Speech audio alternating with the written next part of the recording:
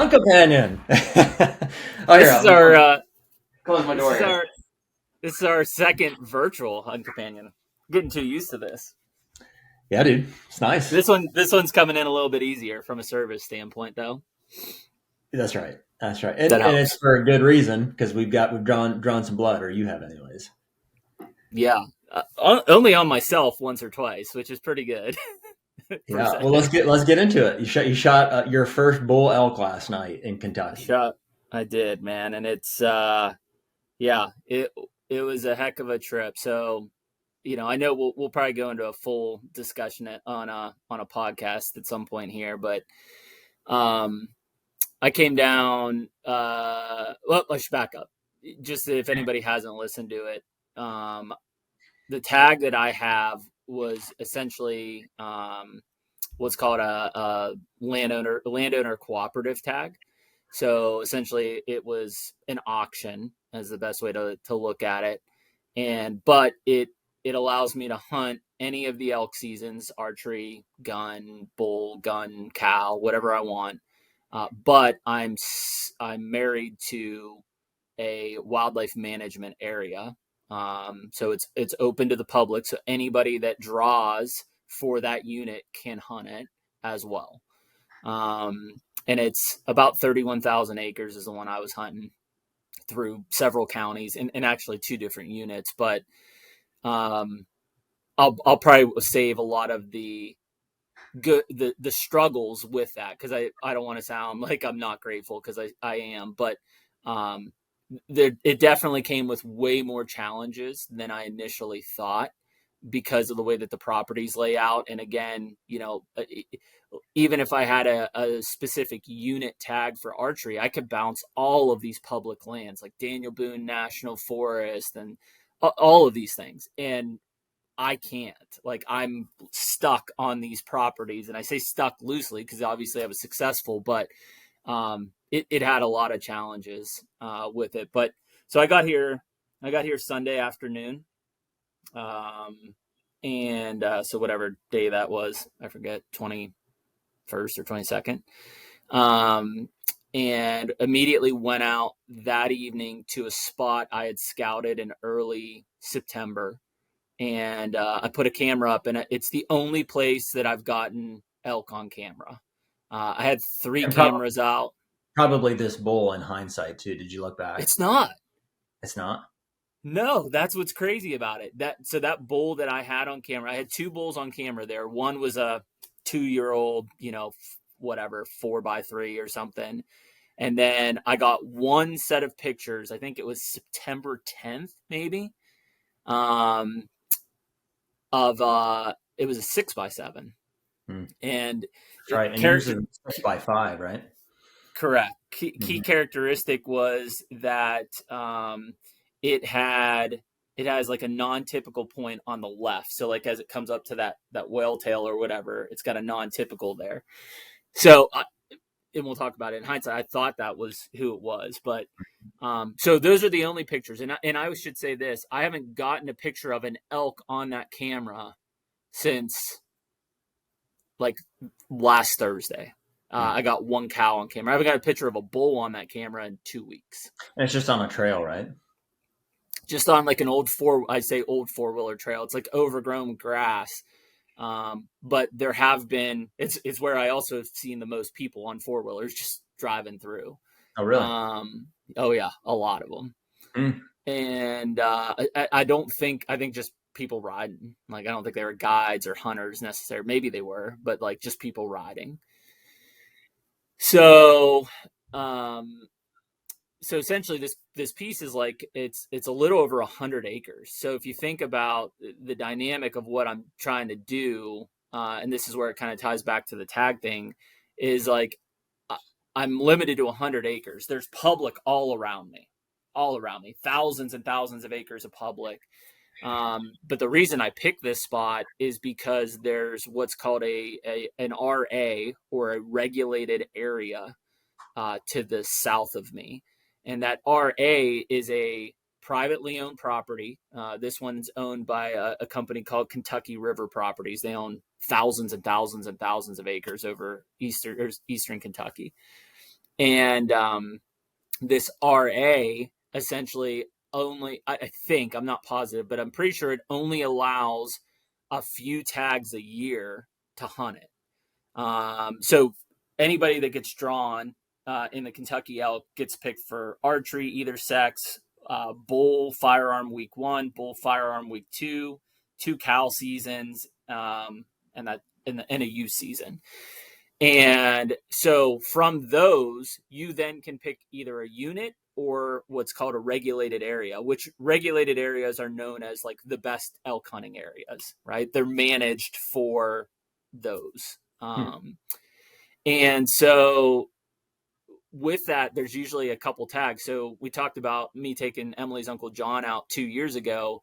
We hunted a regulated area when he went and hunted. So he got drawn for an archery tag. Then you put, I think, 5 options in, and he got picked for one of the regulated areas. So that's what we hunted. So again, I think we talked about it. I had limited knowledge on like anything down here that I could hunt. I scouted one day, and basically the reason I like this spot is because of that regulated area. I figure it's a regulated area, it probably has elk on it. And coincidentally, like I said, it's the only place out of 3 cameras, although one got eaten by a bear, it's the only place I got elk on camera. So I sat there the first night, and I saw, as I was walking out, I saw a cow. So it was just right at dark, and it came from there's like a gravel road that I'll talk about that gets a lot of traffic. I didn't know it was there at first. I walked in 4 miles the scouting day when I could have just drove up to the backside of the property, but hindsight's 2020. So anyways, I heard her clank, clank, clank across the road, and she came up on me. So I saw a cow. The next morning I went back into that spot, and I heard my first bugle. It was like 9:30 or something, and he was on another WMA adjacent to the one I was on. But again, I can't chase him. This was the problem with this spot, is like when I hear him, your instinct is to go after him, and like you're on 130 acres, you can't go anywhere. So I ended up bailing from that spot. Even after I heard that bugle that morning, I was like, I left that spot and I headed about 50 minutes south to a different part of the property where there's more big contiguous pieces. So now I'm hunting. Raining like your very first hunt? Sunday was fine. Monday it is when it started to rain. Okay.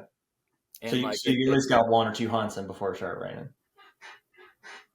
Actually, I take that back. Sunday it poured on me. I was soaked. And you hunted the first evening. Yeah, okay. The first evening I went out and hunted, and I did. So that first evening when I saw that cow, I went to the bigger part. This road kind of splits this property. I went to the bigger part of this 130 acres, and it may have been the worst decision of my life. One, because I was absolutely soaked. It had monsooned, but I was just curious to what that area looked like. I didn't scout it, and I went down in this bottom, and it was so thick going down through there. I couldn't see anything. My bow's clanking around. Like I was just crawling through briars in autumn olive to get down to this bottom, because I thought there was like a potential wallow down there. I saw like water and it wasn't. It was just a swamp of nothing. But then I realized that I'm now in the bottom, and the easiest way out is essentially like a half-mile, 1,000-foot climb up onto this oak knob. And so I did it, and like I got to the top, and it was all acorns up at the top, like crazy. And I found that's the only place on that side that I found any elk sign. I just found like some old shit, literally, like there. I sat there, I called, I did stuff, and got out of there. So yeah, I got soaked that day. The next morning it was fine. That's when I heard that bugle. Do you have a dryer? How'd you get your stuff dry? I just hung it up. Yeah, and it wasn't dry the next day. Yeah, I wouldn't think so. No, it was dry the next day. No dryer at the Airbnb? What's that? No dryer at the Airbnb? No, dude, I'm in a cabin on the top. It's called Tower Mountain is where I'm at. From the guy's house who owns the Airbnb, it's a 10-minute drive up a gravel and dirt road to the top of the mountain. I've seen I mean, that one. It's a movie called Wrong Turn.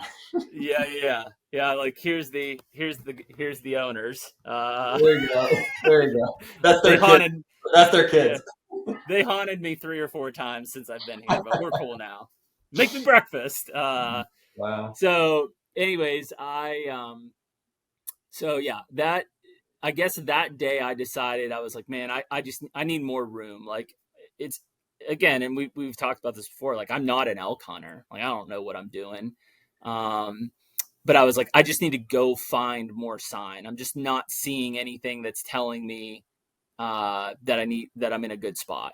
Mm-hmm. So I left and went down south, and I went to 3 different areas. And first of all, you're driving in on these roads that are old, like well road type stuff. Sketchy as hell. Like I'm going up with an F-250. I'm climbing a mountain and like rock climbing. I'm like, boy, I probably shouldn't be driving this stuff. But like otherwise, you're walking 5 miles just to get to the spot. Mm-hmm. So I drove up into this tops, and I did find a really big track. In fact, it was a spot, I think I told you yesterday, I was going to go back and hang a camera there, and I ended up doing work. I never made it, but I found a really big track that I would say was fairly fresh, like maybe a day or 2 old at the most. I remember you saying like it had rained the day before, and it seemed like it was since then. Yep. And it was this big, long hardwood ridge. So the difference is like the 130 that I was hunting was all reclaimed strip mine. It's just 10-foot autumn olive and briars as far as you can see, except for that one little knob of hardwoods.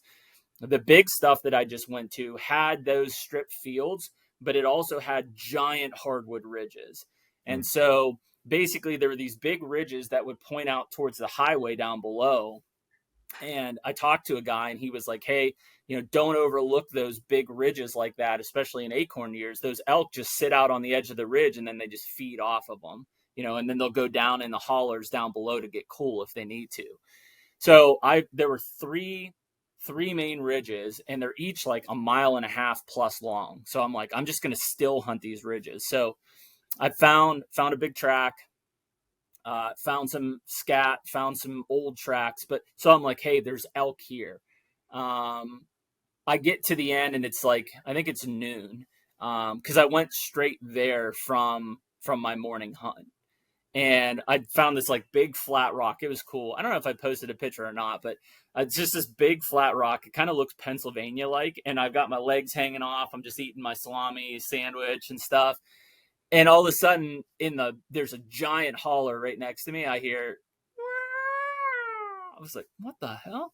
It's like, that was a bugle. What the hell? What? Like, I'm just sitting there eating my lunch at noon. Like, okay. So I wait, because I'm just like, I don't want to call. Like, here's the other thing. I'm still super sketchy of like, what's a bugle from an elk and what's a hunter? Like, because I'm on public land. Like, there are other people could be hunting. So I waited like. Are you calling too, Jeremy? Like, as you're still hunting, are you like, yeah, Jason, some calls from Primos is what you had, right? I did. And so I would say that I was very, and maybe, I don't know, too conservative. I used the bugle purely as a locator. And I don't think I bugled probably more than eight times all week.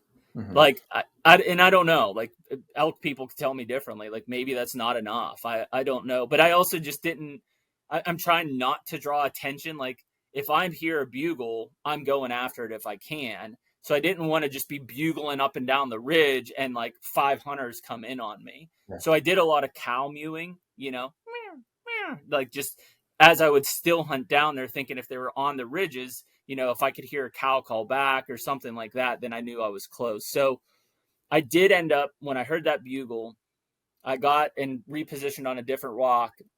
And I called, and it sounded closer at that point. And I'm like, oh, like that's an elk. Because where he was, like no hunter was going into it. I mean, it was a giant holler that was way away from roads and all kinds of stuff.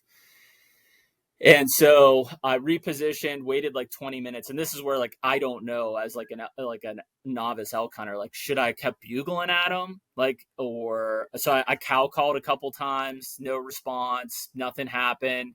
25 minutes goes by, and then I bugle at him again, and it sounds like he's further heading towards the next ridge. So instead of going down in that bottom, I basically ran the horseshoe around, which was like 3 miles to get to the other side. And once I got into that other side, I called and nothing. Like, I bugled once. Here would be my guess. Also, as a non-elk hunter, I think that he probably had some cows with him, and he just absolutely push them in the direction they were going, towards a food source or whatever. Yeah, and it sounds like away, you know? Yeah, and it sounds like, and again, we're talking about a completely different type of herd out here than out west. But from a lot of the guys that I've talked to who hunted them in this area or know about them in the area, they said that they typically are having a much smaller herd of cows, in a harem. Like, it could be 2 or 4 cows to a bull in a harem. And like, if they hear a challenge like that, they're just getting them away. Like, so that's why I'm purely looking at it as a locator, whereas my like calling to entice is going to be more cow based. So, I put a lot of miles on that day. That was on Monday.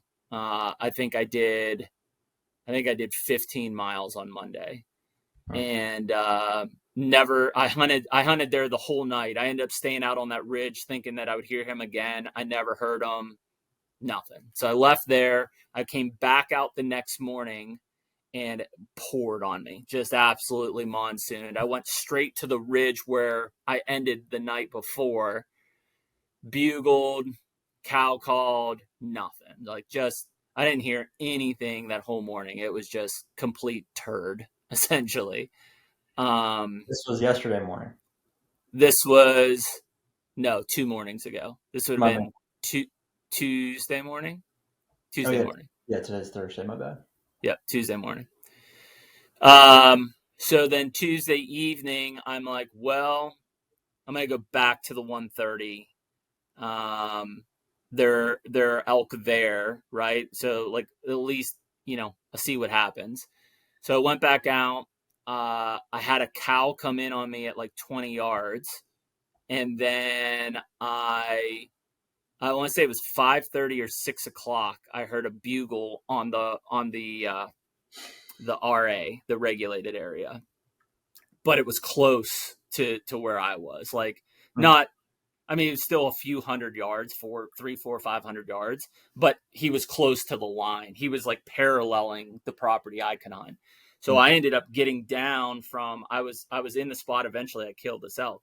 I got out of there, and I went busting through the side of this autumn olive to get up, basically to try to be parallel to him. He bugled at like 300 yards, I'd say 250, 300 yards, somewhere on the RA side. But I'm like, can I call him across the line? And a cow called, nothing. In fact, actually, when I moved and cow called, that's when I saw that cow that came in behind me. He never bugled again, never heard anything again. End of night. So then Wednesday morning, I went back out to that same spot. So at this point, my thought process is, there's an elk out there. I can't chase him. I can't go anywhere. I'm stuck on this property, basically. And they essentially, what can I do differently to try to call these things to me? I was like, I gotta hunt this thing like a whitetail, which sounds crazy, but essentially it was, there's one spot that if he's gonna come through this property, it's going to be in this spot. And it's almost like, it's not a topographical pinch, but there's a old 4-wheeler trail that comes down the hill.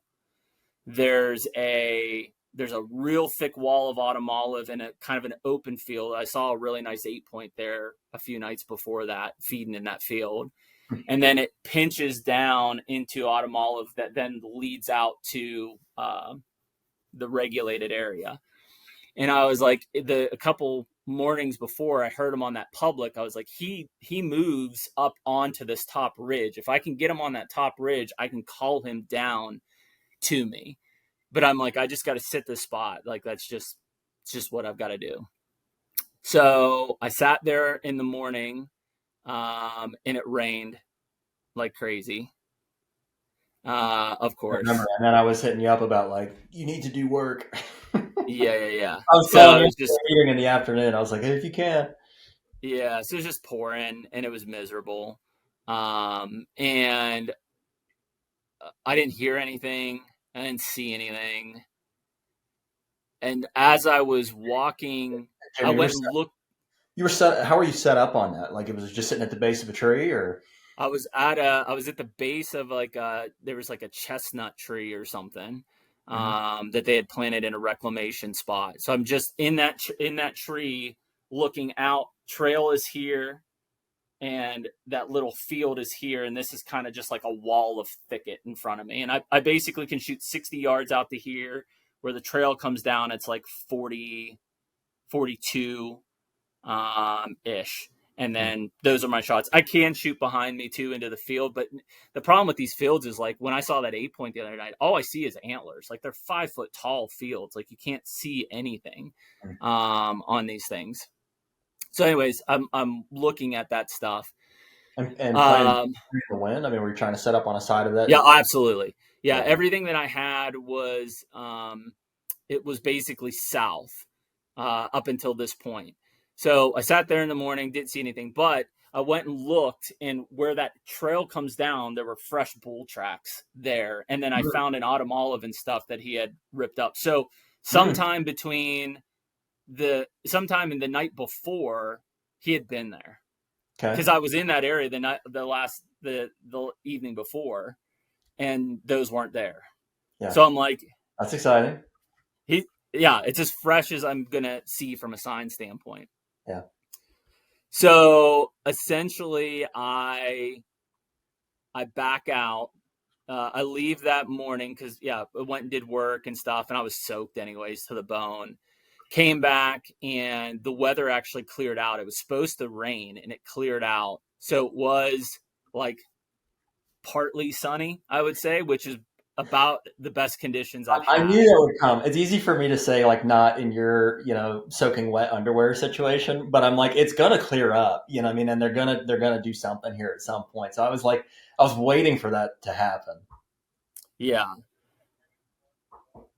So it was kind of wild to see how that all, was playing out, but it clears up.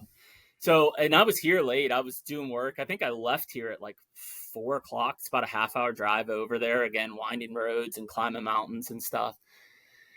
And I get to how are spirits at that point going into that set? Pretty low. Pretty low? Yeah, I mean, well, I would say better because I found that fresh sign. But I mean, I was worn out already. Yeah. Like, just the amount of time and hiking around and packs and topography and like the weather. The worst part. I felt it too. I felt it even from home here. I was like, it's a gloomy week. It's a tough spirit week. Yeah, the worst part was the weather. Just because it was so just wet and miserable. Like, it's been so dry for so long that when we finally got rain, I was like, this is amazing. And then it just never stopped. I think we got 3.5 inches in 3 days or something. And I'm just like, so that, I think all of that was weighing on me. So essentially I go in, I park like a mile down the road from where my trail to get into this property is. So I'm like in the middle of the property where I park. I walk down this road that wasn't supposed to be there, but is there. And I cut up this trail. And when I do that, there's 4-wheelers coming up the gravel road. And so essentially I like stopped short of the spot that I was going to hunt because I'm like, I had seen 4-wheelers on that grassy trail that I was standing on. I'm like, man, if they come up, I'd rather them see me. Maybe they turn around. Maybe they don't blow through. Because if they blow through that area, if he's in there, it's over, right? He's probably gone. So I back out. Basically, I just waited for like a few minutes, and eventually, because they stopped and shut the engines off, they eventually start them back up, and they go up over the hill towards my truck. And so I walk over to my spot. I got my tree again. It's like a whitetail. I got my tree, got everything set up. I set up, and I'm not there 4 minutes, and I hear meow. And it was back over my left shoulder and in like the thick autumn olive and brush. And I'm like, that was a cow. So I call back at it, nothing. Like 2 minutes goes by, meow. Okay, like there's a cow right there, somewhere right behind me. Like it was probably no more than 50 or 60 yards. I can't see anything. Mm-hmm. So I call back at it. And I'm listening, and I'm looking back there, and all of a sudden, in front of me, I hear, meow, meow. And I look up the hill, and I just see antlers coming down the hill, and I'm like, holy shit, there he is. And like he's as soon as I saw him, I'm like, oh my god, he's gonna do the thing. He's gonna come down on the hill, he's gonna hit this road, and he's gonna pop out right there at 42 yards. How far was it when you first saw him? 75. Mm-hmm. Yep. And I mean, all I just saw was, yeah. So I know what it looks like. Yeah. Yeah. At this point, it's white tips and tines going like this. And you're like, at this point, I haven't seen a bull the entire trip, so I'm looking, I'm like, there is one. That's what they look like. And, so I'm like, wow, this is wild. So he comes down on the road, and there's like some like brush and stuff there, and like the brush pile on my side is like 35, on the far side I think is 40 or 42, and he's standing at that brush pile. As soon as he goes behind it, I go into full draw, and I'm waiting for him to come out. He comes out, and he's not looking at me, but he's looking in my direction, just kind of nudging around. And I mean, it felt like forever. I'm sure it was like whatever, a minute, of holding. That's a long time. Yeah, and then he starts, as soon as he starts to turn, and he's basically just going to walk parallel. I just, instinctively, I should have remembered that he was closer than I thought, and came down. But I just, you just hold on him. And I just remember holding right at the crease of that shoulder, and just thump. And I didn't see in my head, I'm replaying it. I didn't see the arrow hit. I heard the sound, and I'm like, that sounded good. He wheeled. You were dialed up higher than 42. You think he was? And you think he was 35? Between 35 and 38. Okay. So I see the shot. I felt solid, hear it. He wheels, and I don't know, like, this is probably not the way to do it, but like instinctively, when he turns and like cuts up the hill, I run parallel to him. Like, all I'm thinking in my head, and I've cow called a couple times, like, I don't know, try to get him to stop. Like, man, I saw that on some YouTube videos also. Yeah, I don't know. So, yeah. So I run down, and I try to just get eyes on him, and I see him. He cuts down the hill, and he cuts onto the road that I'm on. So I stop, and I lose him right around this bend, basically running away. And I can't see blood. I can't see anything. And I don't know if I was really looking either. Like, it just all happened so fast. Yeah. But he runs down towards the line for the regulated area. So now I'm just freaking out, because I'm like, holy cow, this just happened. Like, I don't even know what happened. Did I shoot? Did I hit him? Like, I think so. So I go back to where I shot him, and I'm looking around, and the first thing I see is there's just like, I don't know what they are. There's these little like yellow flowers out there, and like I see blood on one, like right around impact area, and I see some blood on a leaf, and like I'm like, okay, and I'm looking around, and I see my arrow, so I pass through, which immediately I'm like, well, that's insane. That's awesome. Like, I got to pass through.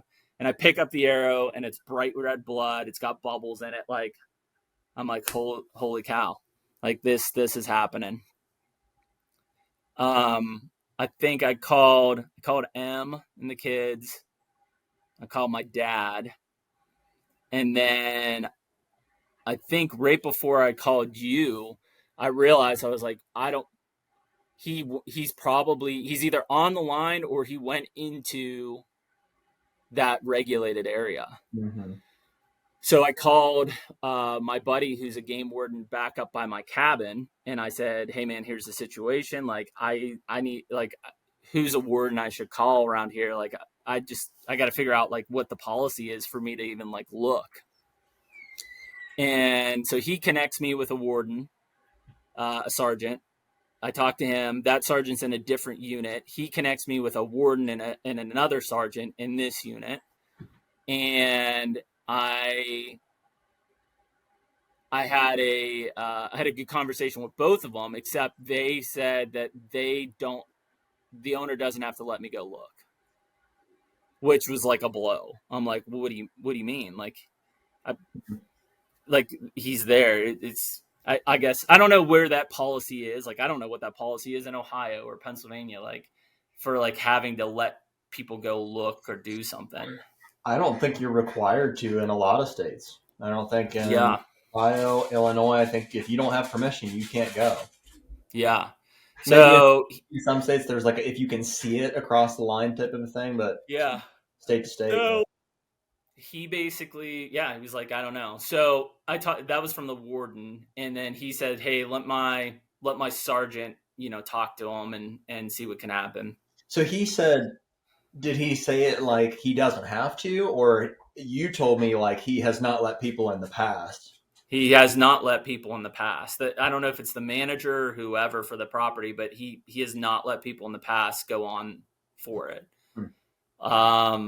Yeah, so I was pretty frazzled at that point because I didn't go look. I didn't, I just marked kind of where I thought the last spots were. So essentially the warden was like, hey, I talked to the sergeant. He was like, hey, you can look. He's like, I need send me the GPS locations. And so I just took screenshots. Like, here's where I shot it. Here's where first blood is. Here's where I think he went. Yeah. Basically sent those over to him. And he's like, okay. He's like, go ahead and you can look. If you find them, mark them. So I went up to, and this is a big part of the tracking. So as people have probably heard in the past, I like blood tracking, but it also is frustrating. It was easy at first because there was good blood. I did see it high on brush. So I knew, now I'm playing back in my head when I look at my tape, I'm like, oh, I shot him high. Or a little bit high. And as I'm going through that kind of stuff. No recollection of the shot at all, huh? What's that? No recollection of like seeing the shot.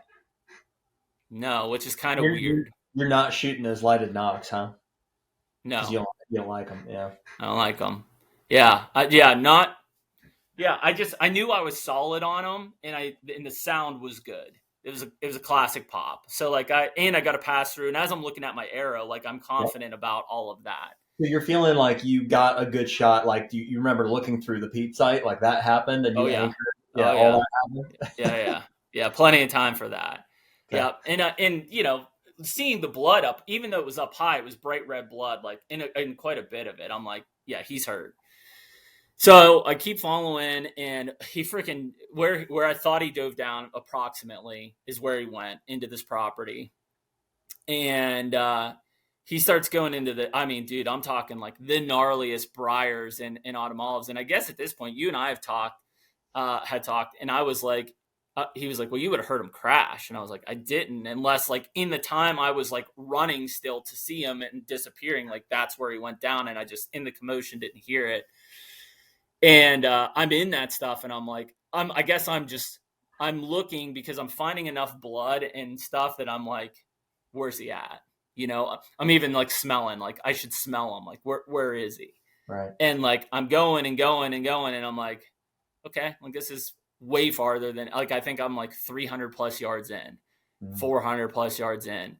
and he's going through this autumn olive and stuff, and then he pops back out into like high grass field, and that's when it got sketchy because I didn't have anything up high, and so there wasn't any blood sign. Basically, I started the last 250 yards.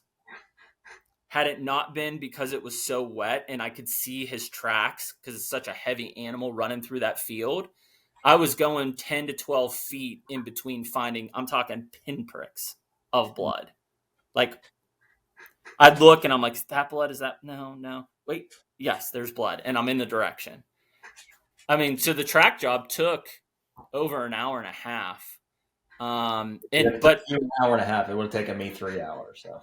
And it went a lot faster because I could see where he was busting like the weeds and stuff in the field, and I could see his tracks. Like he's got a huge stride. So, but I'm seeing tracks, and then like I said, I go 12 feet and find a pinprick of blood, 10 feet find a pinprick of blood, and so I'm going through that, and then ultimately I get to a point where I bump a cow and a calf. It's twilight at this point. I bump a cow and a calf, and I'm like, okay, maybe they're hanging here with him. And like I'm looking, and I couldn't find him. Found some more, and then I lost it for a second, and I was super frustrated. It's getting dark. I'm 600 yards in at this point, I think, on the track. Yeah. And I'm starting to doubt my shot. Like, was it too high? It's important for the listeners to hear too, because I remember you telling me yesterday you waited about an hour and a half before you ever even went to start looking. And I guess yeah, that's the main thing. So, no beds. Yeah, if I found a bed, I probably would have backed out. But I also had a bunch of rain coming too. That was the other thing that was impending. I know. Yeah. So I'm like, and I think at one point I'm like, did I call a drone? Like, and here's the thing is like, I've been granted permission to go search for this thing. I don't want to abuse that situation. So I'm like, I don't know what to do. And so I'm looking around, and I back up, and it kind of looks like there's like a tire track, like there's a 2-track that's just like matted down from a couple 4-wheelers. And there's like a tire track, like right next to it. And I'm like, and I just happened to look over, and I saw blood on it. And what it was, I think, is he started to barrel down, like he was plowing almost. I'm hurting essentially. And so I found some blood, and I just crest this corner, and I look over, and I'm like, that's not an antler, is it? And I look up, I'm like, oh my God, that's him right there. Stone dead, had been dead for, probably was dead in 3 to 5 minutes, I would assume. Just ran to his death. And so we're shooting the beast 2.0 titaniums. I shot through his shoulder blade. So that's the other thing. 30, 35, 38 yards through his shoulder blade, exit out the other side. He was quartering to me more than I thought. Confirmed. Did shot. You open that up and see that it went through the shoulder blade? Yeah, I took the shoulder. Mm-hmm. Wow. Yep. And high shot, high entry, and even a high exit. Not like super high, but higher than you would expect. Because how high was it? So shot placement, yeah. I mean, I'll have to look at the pictures. In hindsight, it probably was 10 plus inches down from the top of his back. I mean, it was clearly, crushed that close lung for sure. Yeah. The question, and I did a gutless method, so when I caped him out and everything, so I didn't gut him, so I don't know. But did I catch the opposite lung? I mean, you got to think an elk lung inflated is huge. Did I catch the opposite lung, or did I miss it and catch liver? Because that was the thing, is he was quartered to me more than I thought. Or nothing. I almost wonder at that height if you caught just solid single lung and would have missed the other one. Because possible. Does the liver sit in the liver sits in the lower third behind the lungs, doesn't it? Yeah. And I'll have to see if I have a picture of it. I mean, it was probably dead middle was exit. Mm-hmm. So could have missed it. Single lung and popped his diaphragm is all it was. And that's probably why he went so far. Yep, very possible. I mean, he was, like I said, he was stone dead when I found him. He didn't move. When he fell, and that was it. So, number one, I mean, from a blood tracking standpoint, it worked out super. When a blood trail gets hard like that, but it ends successfully, I don't have much better than that feeling. Like Mhm. the relief of when you finally see the animal I do. It's is when just like, when no blood trail exists at all. It's just there. yeah, it's like melting. But here's the thing: is like it. You had asked me like, hey, how did the beast, like the openings in the entry and exit were great. I think what happened is think about how big that chest cavity is of that elk and how high those exits are. It's got to fill up with blood to those points before it starts pouring over. Now, initial impact, yeah, there's blood spurting out because it just opened it up and it's pumping and things like that. Not But just then that, it gets to a if you point. did hit that angle, you might pop that diaphragm too. Like I said, it's just spilling over into your guts. You got to fill up a Yeah, 50-gallon barrel of blood. exactly. So when I'm looking at pinpricks, and that's in my head, I'm like, I definitely can't say that I was confident at that point. In my head, I'm looking at these pinpricks and I'm thinking about the blood I've seen. I'm thinking about my arrow, like everything. And I'm like, that's a dead elk for sure. Now I did have an arrow knock because I'm like, I might have to shoot this thing again. Mm-hmm. But I'm like, that's a dead elk for sure. But it's just, it puts into perspective. It doesn't matter if you're shooting a fixed or mechanical or whatever.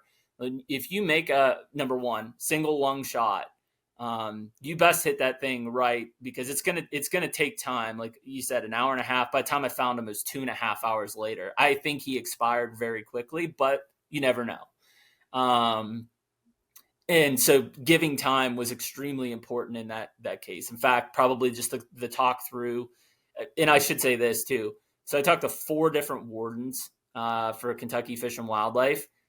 Unbelievable guys, freaking amazing, every one of them. So Andy and I know each other. Andy's the property that we had the side by side on its side. um, yeah, the side incident, but every one of those guys was so helpful. In fact, the one I don't know if it's a deputy or whatever you call him. It was his day off, and he answered his personal cell phone. So like, I mean, just super helpful. Those guys don't have to do that stuff, but they were great. They communicated. They called me back right away. They kept me in the loop. They asked for pictures. They were congratulating me. Like, some of those guys get a bad rap. I get that, but these 4 guys were awesome. Yeah. And honestly, I wouldn't have been able to get that elk without them. So that was huge. And so I'll say that. But the thought process of, like, as you're going through that, can get very defeating. And you even said, do you back out or whatever? The rain impending had me keep pushing forward, and I had some daylight left. So I never used a light to look for blood. I had plenty of daylight because I shot him so early to follow that. That helps. And then we've talked about this. So then I walk up on this animal and I'm like, this thing is enormous. It looks like a dead cow, Impressive. like with antlers.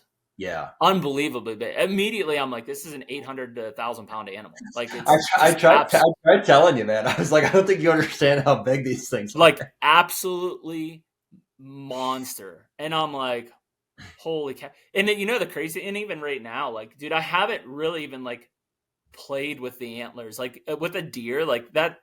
I don't want to say like that's all I care about, because I love the meat and stuff, but like, I'm immediately attracted to the antlers, and like it's the jewelry of it, right? Here it is, like, feel it, see, like, check this out, like, dude, like, I didn't even really do that. And I think probably part of it was because I was just consumed with, now I'm looking at this almost insurmountable task ahead of me, because it's getting dark. I'm overwhelmed already with like just emotions and joy. Have you ever seen an elk up close? I mean, I saw one at 30 yards when Emily's uncle couldn't draw on him. But that's the closest ever, dead or alive. So like, I've never seen a dead elk before. Yeah. Yeah, I've never seen a dead elk before. Yeah, so I can imagine. I mean, the first time walking up on it, you're like, first time seeing this animal that I'm hunting, I got one. That's, and it's a monstrosity too. So Yeah, I'm looking at it and I'm like, oh my God. So now I'm like, okay, we process a lot of our deer. I've never broken down an elk before. I've never had to pack one out. So I'm effectively 2 miles from my truck at this point. And the nice thing is like I'm on a plateau type area. So there's like a big flat, which is where I shot him. He went down a level on the plateau and died. And on the other side, it goes down to essentially the road where my truck is. okay, So that's what I was going basically, to ask you. He did run downhill for the most part. he ran downhill and then along that plateau side, and that's where he died. Okay. And so when so basically I was like, I have one hill. It's about 400 to 500 yards up, and I can get onto that plateau. It's flat, and then it's downhill on the other side. So I just have to get these 900 pounds up that hill and over there a mile and a half. So I was like, I was prepared though. I had all my knives. Shout out to Dudley. That Montana knife, that knock on was clutch. Badass, huh? Clutch. I had that, and then I had a couple, scalpel type knives for. So two things I also found out. When you get into the head chest area, that hide is like a 1/2 to 3/4 inch thick. The freaking hide, dude. I was cutting through that with a scalpel, and I'm like, are these dull? Like, it would not cut that freaking hide. Mm-hmm. It was so thick. I'm like, this is just ridiculous. So I break this thing down. So I packed all my game bags the day before because I only had one with me. I'm like, am I going to walk out and get game bags and then come back? That sounds stupid. Mm-hmm. So I had all my game bags. I had my knives, had my light. And so I get everything laid out and I'm like, I'm just going to dive in. And dude, first of all, it's humid as hell. It's like 75 degrees. When I found him, it was like Fly City already, like just like all over him. I'm like, holy shit, like he just died, And so I just start getting time, and like the whole time I've got Dudley also sent us this little like tap thing, so I had one of those on. Yep. The whole time it's not rain, it's just sweat, just pouring off of me. So I break this thing down, and I told you this earlier, pre hunt companion. I get to the point where I have it's perfect. So far so good. I've got caped up to the neck on this side. I've got back strap out on this side. I've got front quarter, and I got his hoof off of that one. The hind quarter I never can get, especially that big of a leg. I can't get out, so I just put the whole damn thing. Like I skinned it, but I left the bottom part of the hoof on, and I was like, I'll just sawzall that off later, even though it's extra weight. Mm-hmm. Got that done. Now I'm looking at this animal, and I'm like, holy shit, I have to flip this thing over.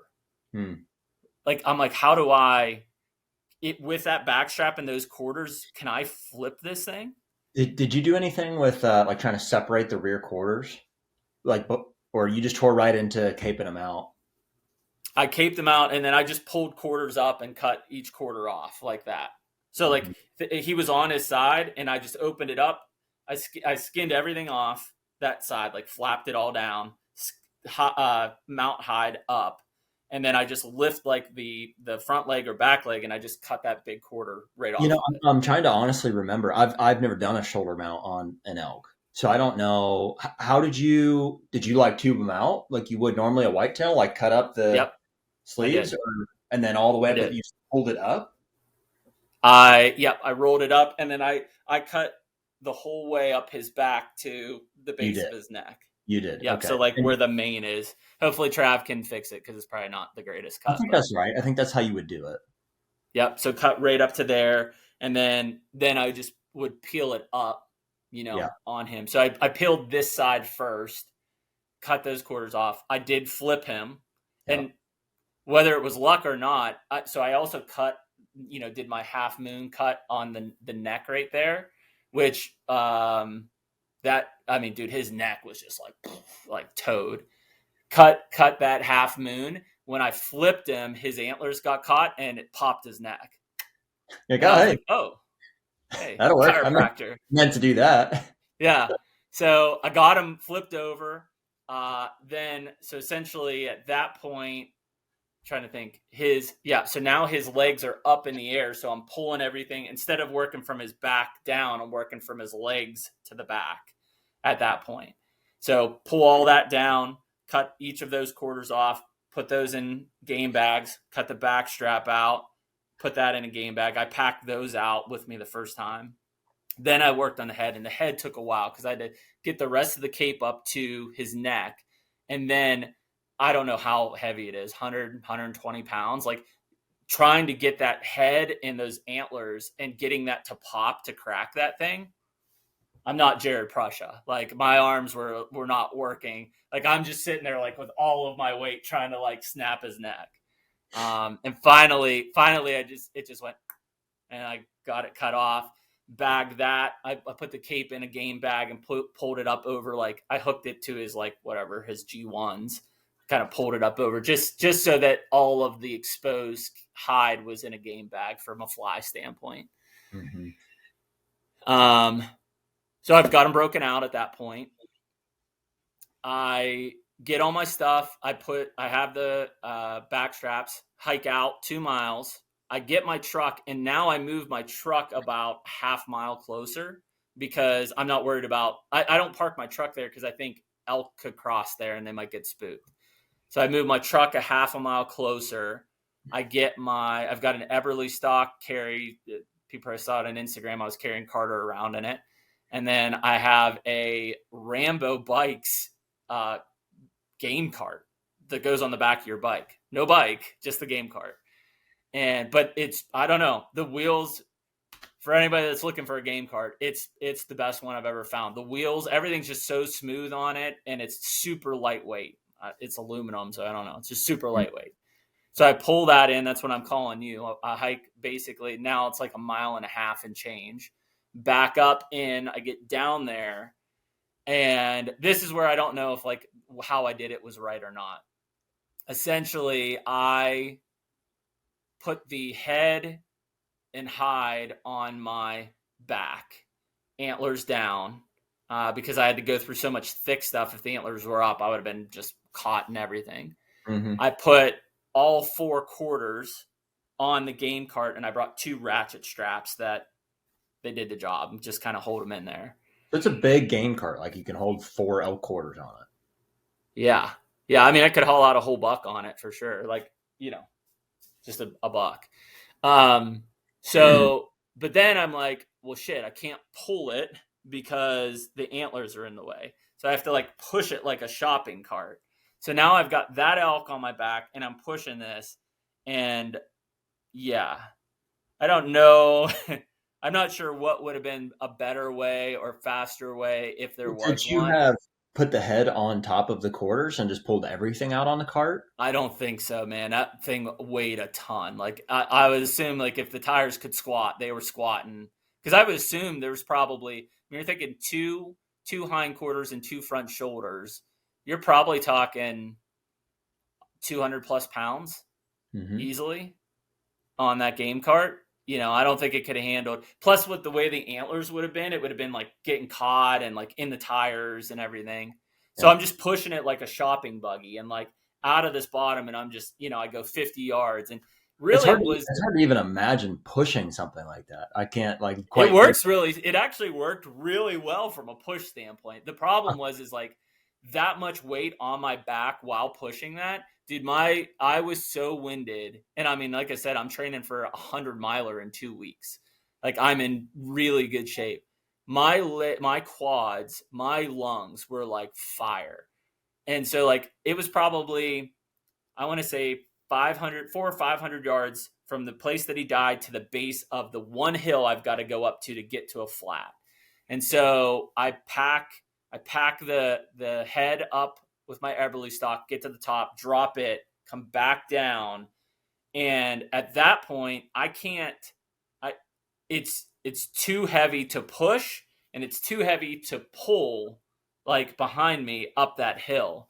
So I'm like, do I unpack it and do half and half? No, I'm stubborn. So I turn around and I'm basically squatting it up the hill, and I'm rowing myself up the hill backwards. Dude, again, I'm in really good shape. Mike, I felt like an absolute like steroid just junkie, just like freaking just like a world's strongest man, like pulling something type of thing. And I humped that son of a bitch up that hill. There's one video, I don't know if I put it on Instagram yet, but it's like me reconsidering life choices about halfway up that hill of like, I don't know if this is the best way to do it, but I'm going to finish this thing. So I get that up the hill, get to the plateau, take a little break, put the head back on my back, get back to pushing. And I'm a half a mile from the truck before my body essentially is like, dude, you can't do this anymore. And at this point it's 10:30, right? So I leave the cart and the quarters about a half a mile from the truck, and I pack the head out to the truck. I come back in, I get the quarters, bring them to the road, load them up. 11 o'clock, I'm out. So I think from the time I found him after calling some people and stuff, it's probably 7:45. So I would say it was just over 3 hours to quarter him out, bag him up, hike out, get the stuff, pack him out, which is probably pretty good. That's super impressive, dude. I mean, for perspective, like what you did, they usually use 2 horses for. Well, I'm hung like one, so Yeah. That's probably what it was, dude. That's so funny. Like that, the physical exertion part of it reminds me of. You remember Waddy saying, "It's like, hey, I don't train for it, but it's like bringing a fat big old girl up home from the bar. You know, so you only got to get it done one time. You're gonna find a way." Well, it's wild because I think part of it is I'll have to figure out how to send it to you. So whatever, I had to go get ice and stuff, and like it's been. But anyways, it's like 3 a.m. and I'm sitting on the front porch of this cabin before I showered, before I ate or anything. I'm just crushing PBR pounders on the porch. I saw and, that. And the things resonating are, number one, like just how everything came together, like unbelievable, from just putting the miles on to finding it to basically changing the strategy to hunt them like a whitetail to help from the wardens to everything about it. Number two was like we've talked about this before, it's lonely at the top, so like after all of that, how amazing. Part of me honestly was like, and it wouldn't have taken much if you're like, hey man, you think you could drive down? Like I for sure would have done it. It wouldn't have helped anything last night. I wouldn't have got there until super late. But even today, I was like, I mean, I don't have anything super important today. I was like, I could have. Yeah. How far? Well, it's just like it's like 6 hours. Six and a half. Yeah. Yeah. Like I was sitting there and I'm like, obviously it was great, and I was tired too, and I was probably getting buzzed at that point. But it was just like, you're lonely because it's like these are the things where it's like, what an amazing accomplishment. And I called and I sent pictures, and hell, dude, I had Instagram people writing me at 3 a.m. They were up, so I was like, hey, you guys get to see the pictures first because I just wanted somebody to talk to. I'm so lonely. But yeah, you really at that point are like, okay, this is cool, but it's not as cool when I can't be with people that I want to be with, when it happens. And, on the flip side of that, and this is what I was going to say, I don't know how we'll post it or something, but I did a pretty, like I said, I was buzzed, but I did a pretty good 10-minute like monologue, just like recapping, not the hunt necessarily. You better let me review that before we post it. Yeah. But just my PBR monologue. Just my just the feelings about it. Like, so the way I looked at this hunt, and we've kind of talked about it from the get-go, is like I wouldn't say it was stubbornness. Like this, I had something to prove to myself on this hunt, and like maybe it's I'm doing 100-miler in 2 weeks. Like maybe this is a midlife crisis. I don't know, but like I wanted to prove to like whatever my 20-year-old self that like I can still do this shit. Like I can do it on my own. Not that I like in a bad way, like an egotistical way that I don't need help or I don't want to be, but I just wanted to be like, I could go out there on public land with my bow in a state that's really hard to find elk and kill one, pack that son of a bitch out by myself, and like just do it all. And like there's even if it didn't work out, like just being out here, even those first few days, I'm like, I'm doing this. Like this is how I'm gonna earn this shit if it happens. And so like when it actually all came down to like happening, there was a big moment of like, yeah, you know what? You can be humble at times, but you also can say you earn shit at times. Mm-hmm. And that's where I was. I was just, yeah, it was a weird moment of like just reflection on the feeling of just having to like prove, and I don't know why. Maybe it's because I'm 41, right? But like just prove to myself that you could go kill one. You've never killed an elk. You haven't even hunted elk before. You can go kill one and you can figure it out and you can pack it out. I will say this, and this is not Primos's fault at all. I suck at calling. Like I am a freaking terrible call. I was listening to, is it Corey Jacobson? Is that Elk 101? Yeah. Corey Jacobson? Is that right? Yeah. And so I'm listening to him doing his mouth calls with mews and his bugles. And I'm like, wow, that's great. And then I'm like, what the hell kind of species am I calling? Like, it just sounds like a dying rabbit or like a squealing pig or something. Like it's not even close. And so like, I'm just going through the motions of like, through the week, I'm like, I'm a terrible caller. Like if anything responds to this, they probably think, wow, there's something wrong with that elk. Yeah. But well, dude, yeah, it was just, it's super impressive that you pulled it off. I mean, to go in there, like you said, I mean, it's like with nothing, basically, no knowledge other than, you made some trips there before to like look at how things laid, but like you never hunted elk, you never called elk, you never packed an elk out, none of that, No. And so, yeah, man, a couple of people Brackett called me, and my dad stuff. I'm like, freaking, yeah, dude, he's a good hunter. I was like, I guess that's what he does. He read the sign. Dude, and maybe that's it too, is like obviously we talk a lot on this podcast about like just the management, and we love it so much, and setting up for whitetails and stuff. And I think part of me, I don't want to say like I felt like I was getting soft, but like you get adapted to, because you're so not in a cocky way, but because you're so efficient at your management style and how you're doing things in your setups, you just, things come into in place very, very much easily than they do for the guys who are just like, they don't have that. They just have to go and hunt public land and figure it out and kill them. And so I think like between the woodsmanship for the first handful of days of just literally, I'm looking at old tracks in shit, like literal shit, to figure out if I'm in them, to trailing the blood trail, to like actually making it all happen. Like that entire woodsmanship of hunting is like, yeah, it feels so rewarding to put it all to work and be like, yeah, you came out and you hunted. You just hunted, and you hunted hard, and there was a lot of luck in that. Don't get me wrong. In fact, I was talking to my dad this morning. I wouldn't be surprised that when I paused as those four-wheelers were coming by, and before I got up to the flat where I shot them, that the cow came off the hill the same way he did. I slipped in, not knowing they were there, slipped in, and when she started mewing, I was between him and her. Like literally, that's what I right said. place.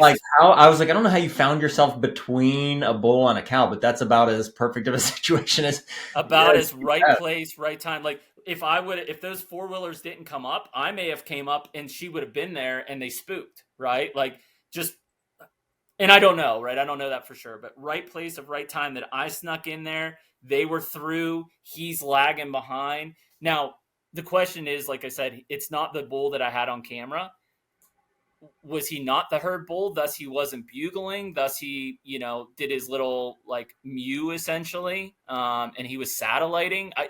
Who knows, right? When all of that comes in, I mean, I would have thought that with him being there would have been another bull that was making noise too. And I didn't hear anything, but yeah, right place, right time. A lot of luck coming into that side of it. But the homework, I mean, there were we'll go into full detail probably in the podcast, but there were just key things when I was looking from a map standpoint before I went down for that scouting day. And then when I put boots on the ground, I didn't really find much. I found some scat and some tracks, but I had one camera there, and that's the only place I've gotten elk. Would that have been enough for me to come and hunt them? Probably not, because I didn't come for the first week for that reason. I wasn't seeing elk there. But having been there now, the way that I think they were using the terrain and I even call it the edges. There's just really hard edges in all of that autumn olive field, like that old strip, like pocket of woods, hard edge with a field, pocket of woods, hard edge. The way they use that, I think that those elk probably were in there a lot, and my camera just wasn't in the right place. Mm-hmm. So I caught them so infrequently because that just wasn't how they were moving through there. Yeah. You think you would buy that tag again? Let's save that for the main podcast. I've got a lot of thoughts on it. Because I ask mainly because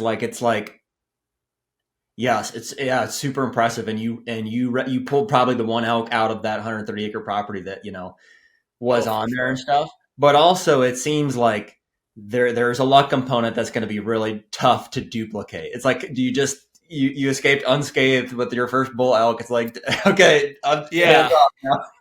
I think it's a big bucket list off. We'll save it for the podcast and breakdown. Maybe I'll talk myself out of it. I mean, I'm the cup overfloweth right now with just satisfaction. Or you bought next year's tag already, and you just haven't told me. No, I didn't do that. And yeah, I mean, this is.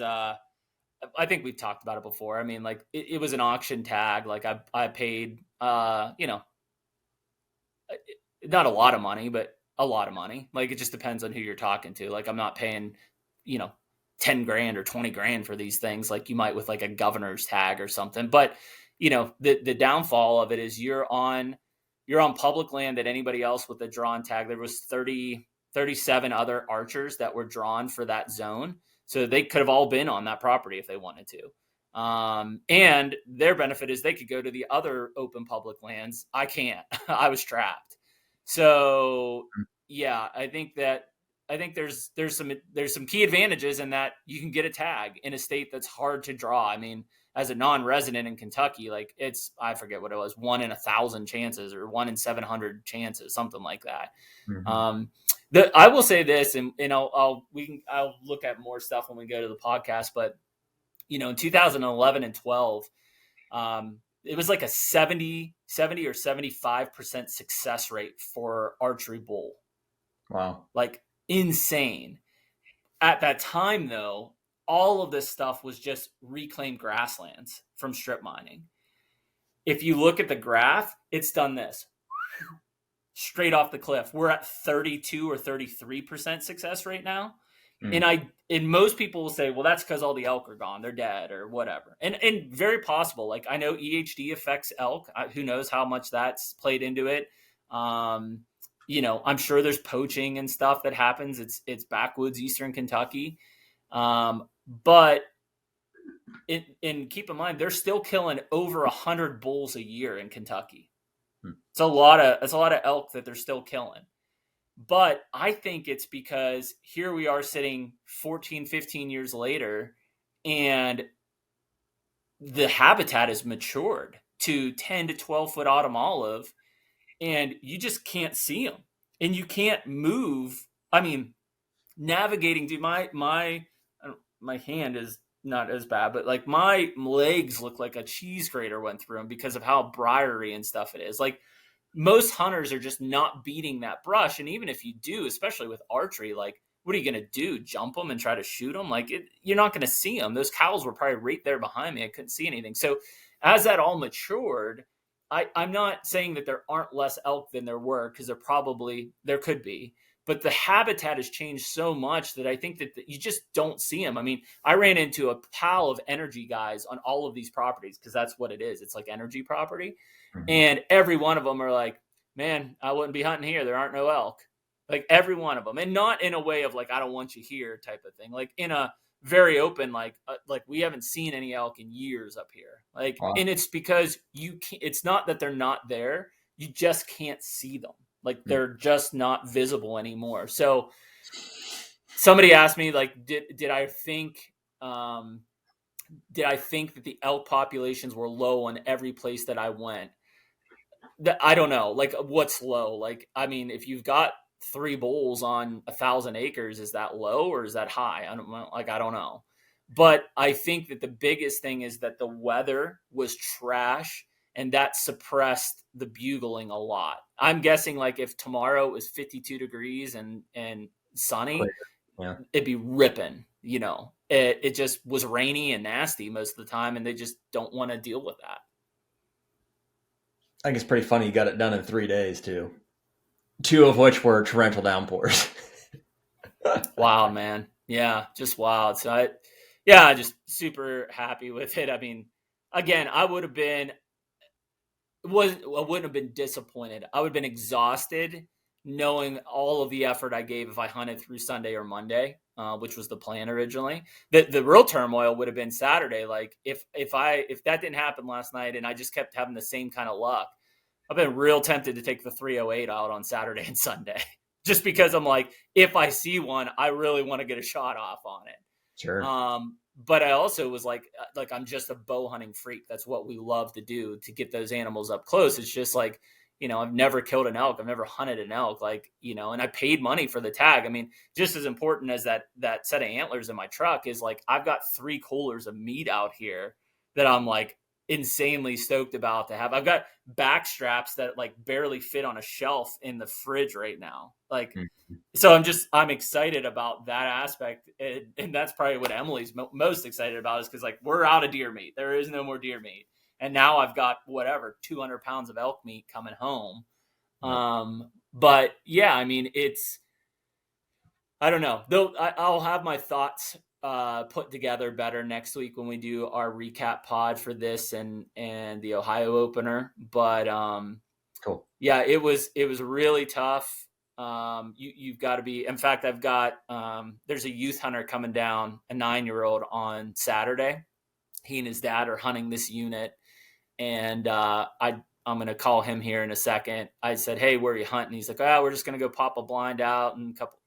I was like, I'll send you some pins. Like, I'm tagged out. Like, why wouldn't I? How'd you get hooked up with them? I just saw him on Facebook. He was just asking about places to stay, and that him and his kid are coming down he's a youth tag. So I'm like, I just look how much work I just put in. If I can at least put the kid in a place where he hears a bugle, like, but they're, and I'm sure there's a lot of people, they're just going to plan on popping up a blind on a field. Well, dude, you can't see anything. There is no visibility sitting on a field with 10-foot tall autumn olive. Right. So I told him, I was like, hey, I'll give you a couple pins and at least get you in the area. I was like, I wouldn't take a blind. I would just kind of walk and sit and call. And he's like, well, I wasn't going to call. And I'm like, those are the things, like, if I can help somebody like that, I'm not going to just put them on them to kill them. I'm not trying to guide them, but especially since it's a youth hunter, like, that's why I'm doing it, is I want the kid to at least say, hey, I drew a Kentucky elk tag and I heard a bugle, and maybe he gets lucky, and that would be awesome. Yeah. Right on, man. Well, the tides have definitely changed, so for the sake of Hunt Companion, we'll wrap up with this. It's like, we got rain. So it's, yeah. Dude, what did I just send you? How much did I get in the last few days in Ohio? 3.5. It's like 4 inches in 4 days. And it's been like the best kind of rain. It's just been consistent for 4 days. Yeah. Well, we got, some heavy. The first one was like, we got 3/4 to an inch in like 12 hours, something like that. But then every day it's just been drizzling since Sunday. Oh, that's what that clover and rye are just kind of freaking like it. That buckwheat will too. Oh, dude, I just felt like my soul has been replenished, and this is like a cherry on top going into the season here, but just, this is how it goes. So I think, like, to keep in perspective, again, it's hard when your underwear is soaked and you're not seeing anything. But yeah, my socks are hanging up there to dry. Yeah, but it's a long season, and that's why we've got each other and our dads and stuff to, to call and keep each other accountable. And like And at the end of it, when you are successful, it is those highs and especially the lows that makes you grateful for, this is why we do it. Yeah, I can't believe it, man. I mean, we've been talking about this for a while, and like I don't know what my real expectations were for Kentucky to actually be successful. If anything, like I said, I knew that I just wanted to prove to myself, not in a like egotistical way, but just I could go out there with very little guidance besides talking to some people and just be in the game. We talk about just being in the game all the time. And if I could do that, then I could leave here saying that I gave it everything I had. To actually think about like killing a bull, in a good one too. Like I don't know, I've never scored an elk either, so I don't know what that looks like. But I would assume whatever 270 to 290, something like that, probably. But yeah, I don't think that would like maybe that's why the pack out thing we talked about on podcasts. I'm like, yeah, I'll pack it out myself. And you're like, dude, that's a and I think it's because like I don't think it was realistic in my head that I was actually ever going to have to pack one out. Like it's at least if I was going to be hunting with a bow the whole time, right? If I took the gun, it becomes a little bit more real that there's a chance you're going to get a shot off. But like with a bow in the territory, I mean, dude, this is so thick. Like just that whole thing, it's like, yeah, probably not. So to have it happen, and that's why I said when I walked up on them, it's like an insurmountable task ahead of you to be like, oh my God, now I got to get this thing back to my vehicle. Yeah. That's one of the things I enjoy, I think, so much about hunting. I mean, that's unique, I think, to elk hunting, but there's other circumstances too when it comes to getting in certain trees or whatever it is, even over extended periods of time. It's like you have to, like, or at least that's what I feel like. It's like if I don't pull this on, like it will be failure. Either this meat will be wasted or I won't have the success that I'm looking for. It's like you have to. So you have to find a way. You have to. So you have to find out who you are in those moments, and you're like, I'll find a way. I'll freaking get in that tree. I'll get this elk out of here, and I'll get it done. Yep. And I've got, we're going to do that podcast next week, and I'll chime in on some other details, just some of the other things that I just found and thought process about the hunt and about the tag and about the area and just all of that stuff. But yeah, it's really it was really cool. I don't even know in hindsight like how I feel about elk hunting because I don't feel like this was like a true elk hunting experience, right? Like I'm looking at like Belinda and all these guys out west, like sitting on mountainsides, glassing bugle and 10 bugle in here, 5 bugle in here, 7 out in this field. And I'm like I couldn't even see an elk, let alone I barely heard bugles. Yeah. And so like, I didn't have that call and response chase. And that was the other thing, this property boundary thing we'll talk about is like, I couldn't chase like I wanted to. Like in my mind, if I heard a bugle, it's like turkey hunting when you're running and gunning in the mountains. If I hear a gobble, I go to them. Like, I don't care if it's up on that hill, I'll go after them. Same with the bugle. If I hear a bugle down in that bottom, I'm going after them. I couldn't do that because of boundaries and properties. And like that you don't have that as much out west besides some of the private ranch butt up type stuff. Yeah. Well, I mean, it's like anything, it's just a diversity of, just like whitetail hunting is different in North Dakota than it is from Iowa, than it is from Kansas, than it is from Pennsylvania or Ohio. So it's like you got that experience and it's interesting, it sounds like there's some limitations with that. It's very different from what I've experienced in just Colorado and from what I assume is out there that I haven't experienced yet either, in some of those bigger, more open states and stuff like that. So I will do a quick shout out. And again, I wasn't glassing, a mile out there necessarily, but I had some places that I could glass a half a mile into and some. Those Bushnell R5s, I upsized to the 12 by 50s. I think our other ones are 8 by 42 for like our whitetail stuff. They sent us 12 by 50s. They were as good as our cannons for anything half mile and in. I mean, that's not fluffing them just because they're a partner of ours. Like I took my cannons as well, and I'm like, I can see just as good with my Bushnells. You're talking about the image stabilizer cannons. Oh yeah, yeah. No, those Bushnells are what you need for that hunt for sure. Yep. And so But I they were agree. awesome. I agree. I've been really liking them too. So Yeah. So, but yeah, if you've got bigger distances and stuff, like I said, we have 8x42s for our whitetail stuff, but those 12x50s are, I think they're like whatever, $300, but they're well, great those glass. cannons are 18x50s. You know what I mean? So they're monster binos. Yep. Yeah. Huge. Yeah. I left them in the truck. I never took them once. Yeah. Yeah. So, anyways, that is it. I don't know. You want to see him real quick? Yeah, definitely. Can you get out there? I think so. Try to keep service here.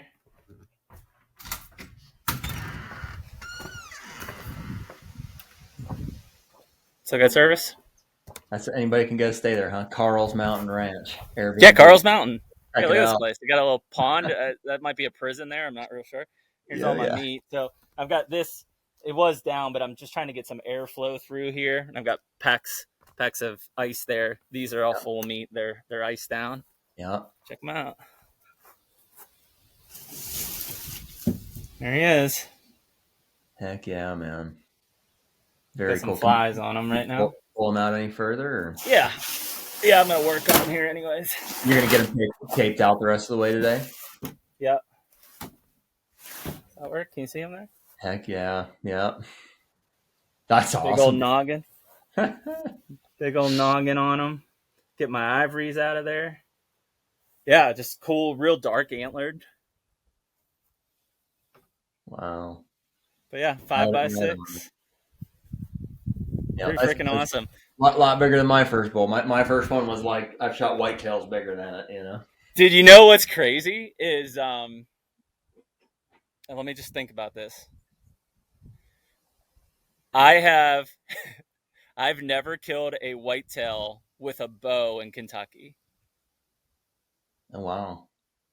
I've killed one buck with a gun off of our cabin property in 2019. But I've never killed a whitetail with a bow in Kentucky, and I just killed that with a bow.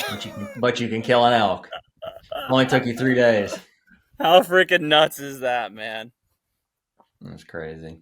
So, anyways, yeah, Carl, and also, yeah, if anybody wants to stay, if you're in Eastern Kentucky or something, these Airbnb hosts have been awesome. Really cool. They gave me fresh dozen of eggs and stuff. They've been right up your wheelhouse, man. Oh yeah, I've been pounding some eggs.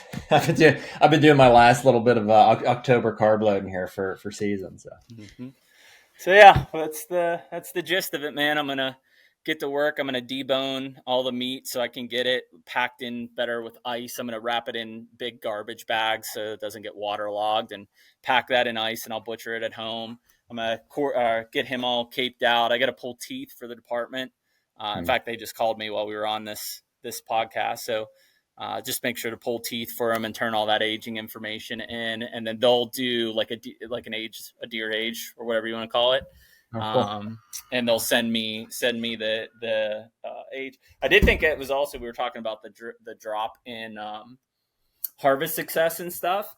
Mm-hmm. The other thing that I saw is like they keep really good tabs on age structure and everything, because like they're pulling teeth. And in 2011, 12, 14, 15, their average age of a bull was 5. And it's the last 3 years, it's been 3.5. And part of that, in my opinion, is those herd bulls and those cows are just staying in thick, nasty. And they're not visible, and those satellites are making more movements outside of that, and probably more opportunistic hunt, options for people. Yep. And if you look, like I've looked at, there's a telecheck system, and so like I'll see who killed one, and then I go on Facebook and I'm like, where is this person at? And so I can see, most people are going to post a picture of the elk they killed, and most of the bulls, I would say, are like 2 and 3 year olds probably. My guess is, I don't know. I would assume that bull's 4 or 5 at least. I don't know. But it didn't matter either. But yeah, it's just cool to see that stats. I mean, they do a really good job with that stuff. And so, it's interesting to kind of see that all play out. Is it kind of funny after our conversation with Lukoski last week? He's like, "Yeah, I'd give that bull another 5 years." That's The wild. different world. That's also Montana, so That is probably Montana. probably not in Kentucky. You don't do that. No, no. I'm sure there's some giants out there. I mean, like I said, they've killed some up pushing 400 for sure. Um, I think some of those herd bulls just live in the deep dark crevices of eastern Kentucky, and like, good luck. I think after I don't know how long, but like as time goes on, you'll reflect on it and be like, you're talking about how do I feel about elk hunting. Granted, this it is like maybe just a small fraction of like what's out there to experience. But dude, I know people. This morning I was texting a buddy of ours that was hunting in North Dakota with us, and he's like he moved to Montana just to elk hunt. He Wow. wanted to like fully be in that life, and he was just like where and I didn't go that far with it, but I also kind of had this rebel, I shot 2 elk and I was like, I don't know, man, like it's fun, but like I'm not going to probably miss an opportunity at a whitetail or a muley hunt to go do it. And he was the same way. He's like, dude, I gotta come back. I gotta be back on the line. Yeah. I think the other part is like, I don't know what else you could do more than what I did, which is scout a day. I mean, you could scout more than that, or you could go out in the evening and listens, but like, your hunt window is small, whether you're out west or you draw a state like this, like your hunt window is small. It's like, I think October 4th or 6th or something like that, or 8th, the second bull season ends, and there's nothing until December, which is when the cow season comes in. So like, effectively when whitetail season starts, you're out of elk hunting. Like, so that's what I always wonder with like the Western guys. I'm like, what do you guys do in October and November? They're like, ski. I'm like, what? Yeah. So, but yeah, I don't know. I mean, I don't think I got the full elk hunting experience like you would out west here in bugles and being very, visible animals and seeing them and stuff. But that's okay, because I think this worked out better to my strategy, which was hoof it, find fresh sign, and then eventually commit like you would commit to a whitetail spot. As long as the wind's good, sit it out, and it's either going to happen or it won't. Yeah. I mean, dude, yeah, you don't need to hear from me, but like you're a good hunter, man. It's like I don't worry about it. I don't worry about you, when you're out there. I mean, I know I can see when it's like when the conditions are tough and stuff like that. But I'm like, dude, friggin', if anybody's gonna get it done, like almost to not aggravating is not the word for it, but I'm like, freaking, of course he's gonna find a way to get it done. That's a compliment. It's a Yeah. compliment, not a yeah. No, I like it, man. Yeah, like I said, I just it was really good to just go back to just pure woodsmanship Yeah. and Well, dude, and really just that's determination. Like just yeah. go. That's the thing. We're talking about like to contrast like management of whitetails. It's like it or not, that it definitely does limit your ability to, apply those, woodsmanship to technique. Because once you learn a property or you build it out, you manipulate it in a certain way, it's like really the best thing you can do is not pressure it. And not pressuring it means not being in there, reading sign and doing this and that. And so you kind of, once you figure those out, you can box yourself out of opportunities to like, to do that and to become, to hone those skills, to become a better hunter. So it's really important to have both. Like that's what I got out of Yep. North Dakota. I mean, I don't know. There's like a few cameras, but I mean, we're doing exactly what you did on your elk hunt here, just reading sign, following tracks. I would never do that on our Ohio farm. I mean, to a level, there's areas I'll go and check Yep. out. Like my strategy there is don't overpressure it. You Yeah. know, No, and I think that's the way to do it. And yeah, I mean, there's we've talked about this, I think, with like Pennsylvania and North Dakota, and even when we were doing Kansas public, there is and again, I was bitching about the property lines, but put that aside there is a freedom in like, just go on these types of hunts where like, yeah, I just, I'm in shape enough that I'm physically able to, so I just cover ground and I read sign. And if it fails, I go to the next place and I can pull up a map and be like, that looks great. The hardest part here was access into these properties, because you either literally, my truck's like rock climbing. I'm sure I need a freaking alignment ×2 by the time I get home. But like, if you don't do that, and I do have the 4-wheeler, I just didn't take it anywhere. Like, because it was just a pain. Like, there's no way I'm pulling a trailer into these roads. Like, it's impossible to get up there, washed out. They're old well roads. Like, that was the hardest part, is like, there were 2 places that I didn't get to do any scouting on because I couldn't find a way in without like feeling like, man, this is too sketchy. Like, I'm back in here, and if something happens, like nobody knows I'm here. Mm-hmm. But that was the hardest part, is like, just, being bold enough to like drive in areas. And then with that, like, I would just park in a conservative area and be like, okay, I could park way up there, but I'm not. I'm just going to hike it, and hike another mile or 2 instead, which just carrying normal gear in my bow was fine all day. But yeah, I mean, ultimately that's just what you have to do to succeed. So Right on, man. Anyways, that was a good one. Cool. To wrap it up there?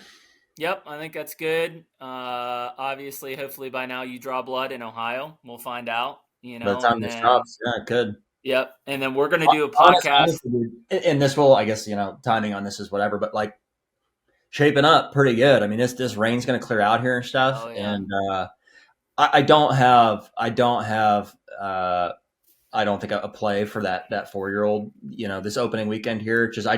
I don't have enough consistency. And so we're just going to I'm going to head up tomorrow, Friday, and I'm going to sit on a field.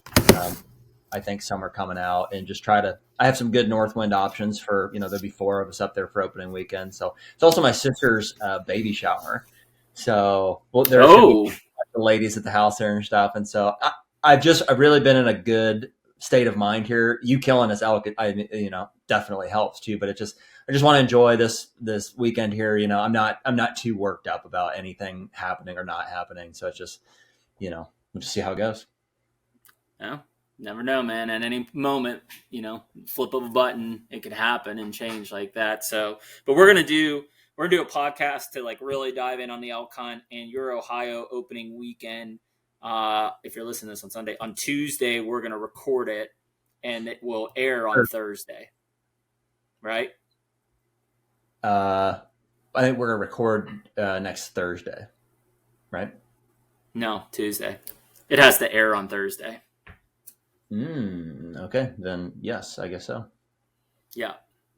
Monday or Tuesday we have to record, and then we have to air it on Thursday. Okay, I'll look for it. So you're gonna get a pretty real time for like what happened in Ohio and stuff, and we'll dive in on this one too. But okay, good deal. But that's it. I'm gonna spend the rest of the day. Well, I'm gonna eat and then start deboning and caping. I assume that'll take the better portion of the day, and then I'm gonna clean up camp, and I'm gonna go up to my Kentucky farm first thing tomorrow morning and try to fix some cameras that the bears have destroyed on me, and maybe get some more feed out or something, and then head home. I'll be home 3 or 4 days early, so guess what? I'll cash those chips in with the wife later in the season. There you go, cash money. So, anyways, we appreciate everyone listening, and we'll catch you next week. Hunt Companion. Take me